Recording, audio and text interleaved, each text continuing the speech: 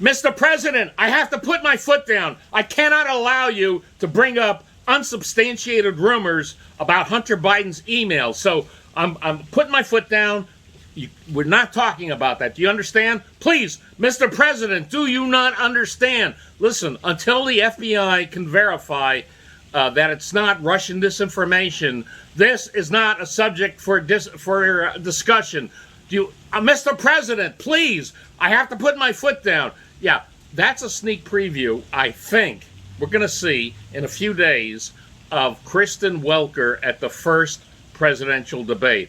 I can almost guarantee you she's going to try to shut him down, try to shut down President Trump when he brings up the Hunter Biden emails. Now, have you noticed we have seen nothing in the regular media as far as like ABC, NBC, CBS about Hunter Biden's emails. As a matter of fact, I actually watched a large part of that town hall at the beginning with George Stephanopoulos, and that was when it was just breaking. It was like all over in the news, and yet, how many times did Stephanopoulos bring it up? Zero times. Of course, the press is covering for him, and we know that Kristen Welker has deep Democrat ties. I'm not going to go into it here, but look it up. Believe me. Oh, what a shock. A member of the mainstream media has ties to the Democrat Party? We never heard of that before. Now, one of the few places in the mainstream media that has brought up about Hunter Biden's emails is CNN, but only to discount them as probably Russian disinformation. And look who they bring up as their expert witness on it probably being Russian disinformation. None other than James the Liar Clapper. Take a look. And to me, this is just classic textbook Soviet Russian tradecraft at work. The Russians have analyzed the target. They understand that the president and his enablers crave dirt on Vice President Biden, whether it's real or contrived, it doesn't matter to them. And so all of a sudden, two and a half weeks before the election, this laptop appears somehow. Yeah, and what is James, and come to think of it, what is James Clapper doing as some sort of analyst? He's a security analyst, national security analyst at CNN. Why does he have any credibility at all? I mean, he's best known for flat out lying about the NSA spying on Americans. Kara, do you remember this moment from 2013 when he flat out lied to Senator Ron Wyden of Oregon? Take a look. So what I wanted to see is if you could give me a yes or no answer to the question, does the NSA collect any type of data at all on millions or hundreds of millions of Americans? No, sir. It does not. Not wittingly. There are cases where they could inadvertently, perhaps, collect, but not wittingly. You know what? I think they have his hand tied down. I think in that CNN interview with Aaron Burnett, they probably had to tie his hand down to the armchair there so he wouldn't go back to that tell. But the lie tell. Wouldn't you love to play poker with James Clapper as long as they don't tie his arm down to the chair? But this is the sneak preview we're going to see.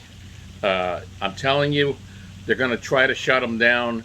And by the way, when they're bringing up the FBI, let's see. The FBI got the Hunter Biden laptop in December of 2019. That's almost a year ago. And they still haven't figured out if it's Russian disinformation.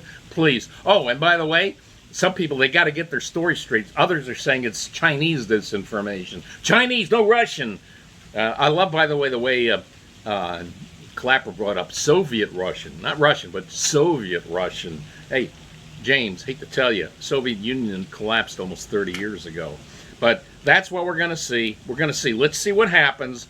But I really hope that President Trump just keeps at it. You know, if Kristen Welker wants to shut down the debate because President Trump isn't playing ball by by bringing up the Hunter Biden email scandal, fine, that's on her. And I can almost guarantee you she's probably being prepped right now on how to shut them down.